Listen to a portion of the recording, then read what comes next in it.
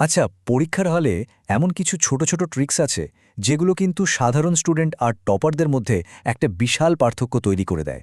চলুন আজকে সেই সিক্রেটগুলোই জেনে নেওয়া যাক। এই ব্যাপারটা আমাদের প্রায় সবার সাথেই হয়, তাই না? মনে হয়, আরে ও তো আমার চেয়ে কম পড়ে, তাও ওর নম্বর বেশি কেন? আমরা ভাবি হয়তো আমাদের পড়াতেই কোনো গণ্ডগোল আছে, কিন্তু আসল কারণটা কিন্তু একদম অন্য জায়গায়। আর সেই কারণটা হল অ্যান্সার রাইটিং স্কিল বা উত্তর লেখার দক্ষতা। দেখুন, যারা টপার হয় তারা একটা জিনিস খুব ভালো করে জানে যে শুধু অনেক কিছু জানলেই হয় না। আসল খেলাটা হলো যা জানি সেটা পরীক্ষকের সামনে কত সুন্দর আর সহজে তুলে ধরতে পারছি। শুনতে অবাক লাগলেও এটা একদম সত্যি। এই হ্যাকগুলো যদি ঠিকঠাক মতো কাজে লাগানো যায় তাহলে খাতায় কম করে হলেও 15 নম্বর এমনিতেই বেড়ে যেতে পারে। তো আর দেরি কেন, চলুন দেখে নিই হ্যাকগুলো কি। তো চলুন শুরু করা যাক। আমাদের প্রথম আর সবচেয়ে ইম্পর্ট্যান্ট হ্যাকটা হলো, যিনি খাতা দেখছেন মানে টিচারের সাইকোলজিটা বোঝা। ব্যাপারটা খুব সিম্পল, ওনার কাজটা যত সহজ করে দেওয়া যাবে নম্বরটাও কিন্তু তত সহজভাবেই আসবে। যারা নিয়মিত পরীক্ষার খাতা দেখেন, এটা কিন্তু তাদের কাছ থেকে পাওয়া একটা দারুণ ইনসাইট। মানেটা হলো, খাতাটা এমনভাবে সাজাতে হবে যাতে টিচারের উত্তর খুঁজে পেতে একটুও এক্সট্রা সময় না লাগে, একদম চোখের সামনে সব ভেসে উঠবে। মানে পরীক্ষকরা কিন্তু জ্ঞান পরে দেখেন, আগে দেখেন ফরম্যাট আর সিকোয়েন্স ঠিক আছে কিনা। ধরুন 1 নম্বরের পর সোজা 5 নম্বর, তারপর আবার 2 নম্বর, এটা দেখলেই কিন্তু যে কোনো টিচার বিরক্ত হবেন আর তার প্রভাব তো নম্বরের ওপর পড়বেই। তাই সব সময় চেষ্টা করতে হবে পরপর উত্তর লেখার। কোনোটা না পারলে সেটার জন্য জায়গা ছেড়ে দিয়ে শেষে লিখুন, কিন্তু সিকোয়েন্সটা ওলটপালট করা যাবে না। এবার আসি আমাদের 2 নম্বর হ্যাকে।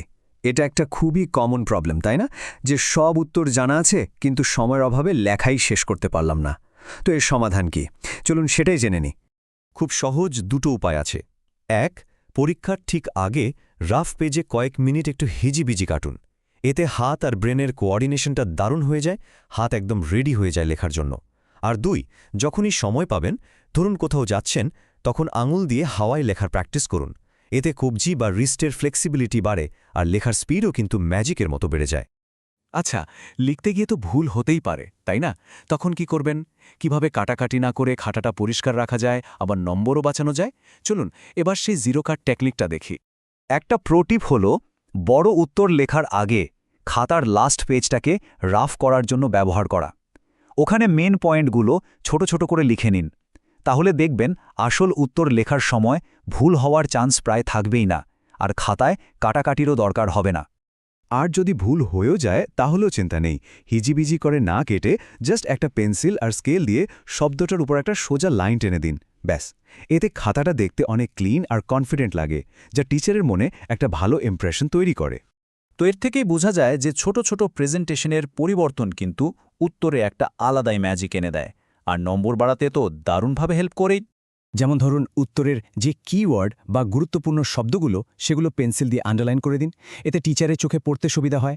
লেখার মধ্যে একদম কোনো শর্ট ফর্ম যেমন BCZ বা RN এসব কিন্তু একদমই নয়। আর হ্যাঁ, অঙ্কের ফাইনাল উত্তরটা সবসময় একটা বক্সের মধ্যে রাখবেন, আর তার পাশে ইউনিট মানে কেজি বা মিটার পার সেকেন্ড এগুলো লিখতে কিন্তু একদম ভুলবেন না।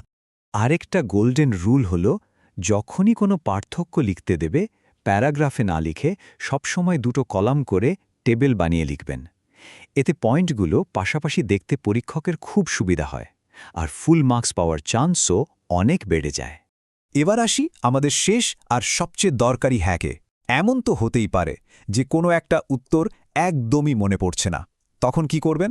একটা কথা মাথায় রাখতে হবে, যাই হয়ে যাক খাতা কিন্তু খালি ছেড়ে আসা যাবে না। যদি কোনো উত্তর হঠাৎ করে মাথা থেকে বেরিয়ে যায়, একদম প্যানিক করবেন না। শান্ত হয়ে ভাবুন প্রশ্নটা কোন চ্যাপ্টার থেকে এসছে, সেই চ্যাপ্টারের কোন টপিক থেকে। তারপর ওই টপিক নিয়ে যা যা মনে আছে, যা যা জানেন, সবটা দিয়ে একটা প্যারাগ্রাফ লিখে আসুন। বিশ্বাস করুন, খাতা খালি রাখার থেকে এটা অনেক ভালো। কিছু না কিছু নম্বর তো আসবেই। তাহলে চলুন আজকের 5টা পাওয়ারফুল হ্যাক একবার কুইক রিভিশন করে নেই। 1, টিচার্সের সাইকোলজি বোঝা। 2, লেখার স্পিড বাড়ানো। 3, জিরো কাট টেকনিক। 4, প্রেজেন্টেশনের ম্যাজিক।